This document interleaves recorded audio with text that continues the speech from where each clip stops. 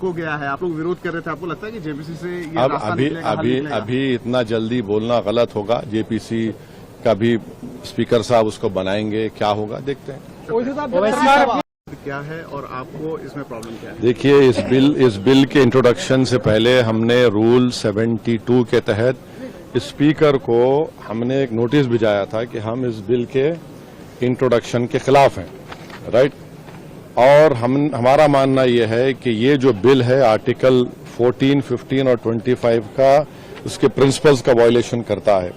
ये bill basic structure जो संविधान का उसका वायलेशन करता है और खासतौर से जुडिशियल इंडिपेंडेंस का और सेपरेशन ऑफ पावर्स का ही वायलेशन करता है। अब इसमें सबसे अहम बात यह है कि जो वक्फ बाय यूजर का सेक्शन 3RI है, उसको ये कह रहे हैं कि वक्फ बाय यूजर को हम निकाल देंगे। कैसा निकालेंगे, क्यों निकालेंगे? आप इसलिए निकालेंगे ताकि आप जितने मस्जिदों पर आरएसएस का दावा है वो छीनना चाह रहे हैं आप, जितने दरगाहों पर राइट विंग हिंदुत्व ऑर्गेनाइजेशन का दावा है, जैसा अपने मुंबई में हाजी मलंग की दरगाह है, छीनना चाह रहे। वक्फ बाय यूजर का आप निकाल कर बोल रहे हैं कि डॉक्यूमेंटेशन लेकर, भाई 400 साल का डॉक्यूमेंटेशन रेवेन्यू साथ नहीं निकलेगा तो क्या करेंगे आप? दे देंगे क्या? चेंज कर देंगे? ये एक सबसे बड़ा डेंजरस जो उसमें सेक्शन है। दूसरा, उसमें वक्फ अल औलाद का क्लॉज 4 का है।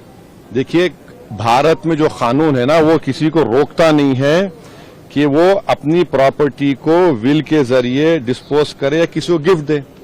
तो वही कोई मुसलमान अगर अपनी औलाद के लिए वक्फ कर रहा है तो इनके पेट में दर्द क्यों हो रहा है?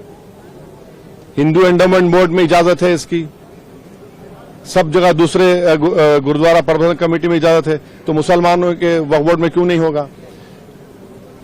पांचवी बात यह है कि इसमें आप ये कह रहे हैं कि मुसलमान जो 5 साल उसके हो गए इस्लाम कबूल करके तभी वक्फ करेगा, ये फ्रीडम ऑफ रिलीजन का ग्रेव वायलेशन है। अच्छा, दूसरे रिलीजन को मानने वालों के लिए ऐसा कानून है? नहीं है। और आप कौन होते हैं तय करने वाले मुसलमान हुआ नहीं हुआ? 5 साल उसको रुकना चाहिए तभी जाकर, माने आप वेट करेंगे हैं? और ये और एक उसमें जो बात जो ऑब्जेक्शनेबल है वो ये है कि अगर कोई सेक्शन 61 में आपने डीएम को बहुत पावर्स दे दिए, अब डीएम कोई फैसला करता है वक्फ बोर्ड के खिलाफ, मुझे ट्राइब्यूनल जाना है। अब ट्राइब्यूनल पहले क्या था, एक जज था, डिस्ट्रिक्ट जज, सीनियर सीजीआई अपॉइंट, 2 लोग थे। अब कह रहे हैं कि ट्राइब्यूनल में 2 लोग होंगे, रिटायर्ड डिस्ट्रिक्ट जज और एक ऑफिसर होगा, क्या होगा वो, ज्वाइंट सेक्रेटरी रैंक का। कोई ज्वाइंट सेक्रेटरी रैंक का ऑफिसर बैठकर रिटायर्ड कलेक्टर के खिलाफ ऑर्डर देगा? तो ये खुद अच्छा, और एक बात, कलेक्टर कैसे जज बनेगा? फैसला भी वही करेगा, जज भी वही करेगा, ये प्रिंसिपल नेचुरल जस्टिस के खिलाफ है। तो इसमें कई सेक्शंस हैं जो खतरनाक है, कई जो वक्फ बोर्ड के फेवर में नहीं है, वक्फ को खत्म करना चाहते हैं। तो सरकार की दलील ये है कि सब दलील झूठी है जो कि वक्फ बोर्ड एक वो जो बोल रहे हैं ना, वो गांव डिक्लेयर कौन किया, वो बताएं देश को।